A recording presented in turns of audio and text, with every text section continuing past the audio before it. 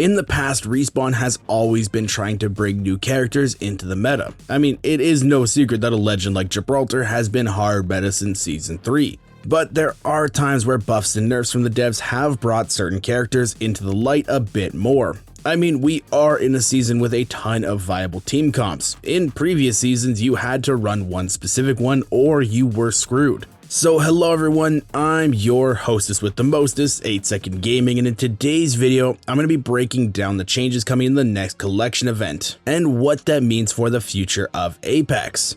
And with any potential meta changes, there's tons of new stuff to learn, so if you want the best place to get all of the Apex knowledge you need, then check out the GameLeap website right now. Over there, we have top level coaches creating highly in-depth guides in order to make you the best Apex player that you can possibly be. We have legend guides, gun guides, VOD reviews, and so much more, and these are the kind of videos that you will not find anywhere else with how in-depth they are. So click the link in the description, get yourself a membership, or I'll banner camp you every single game. But now let's hop right into the changes coming in, starting off with a few quality of life changes. One of the most annoying things about the new season was Loba's ultimate not blocking doors. It was a huge nerf for those players and caused a big shift in the way that they needed to play buildings. Well, with the new patch, the devs have said that there are some changes coming to Loba. Now, they have addressed that her ult not blocking doors is not intended and they do want to fix it, but people aren't sure if the change coming to Loba is that or just simply a UI fix. I do hope for the sake of Loba mains that this is a fix for blocking the doors, cause it was a huge layer of her kit when playing buildings. It gave her some breathing room and allowed her a layer of defensiveness in some sort of way. So let's hope for it to be that change.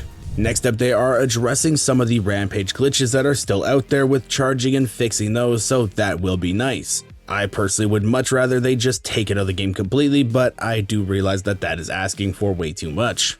And for all of the next-gen console users, apparently the support for those is coming out either with this patch or just slightly after it, so those players will be getting a huge boost to their quality of life. But with these console changes, we might be seeing the new aim assist values brought into play. The devs have been talking online about bouncing around aim assist for a while now, and with crossplay lobbies now being the norm, they have stated wanting to change the values a bit.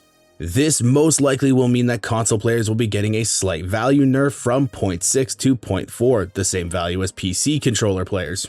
We have seen them change console aim assist in the past before. If you play a custom lobby for something like a scrim or a tournament, as a console player you are forced to play on 0.6 and not 0.4. So they already have the coding in place for it, it's basically just a matter of when they will flip that switch. And it does make sense that it would be coming in with the console changes, so do be keeping an eye out for that. Now for the legend changes, there really hasn't been a whole lot of buffs recently. Even during Season 11 and the Raiders Collection event, there was only one legend that got a buff, and it was Seer, plus it wasn't even a huge buff. Other than that, the two main legends that have received changes were Crypto and Watson, but Watson got her changed because she was getting an heirloom. And Crypto did receive a small rework at the start of Season 12, but he is also known to be the next legend getting an heirloom, so it doesn't surprise anyone to see that. As it looks right now, Respawn seems to be very content with how all the legends fall into their respective roles, and the big long paragraphs of changes that we used to get in mid-season patches are probably a thing of the past.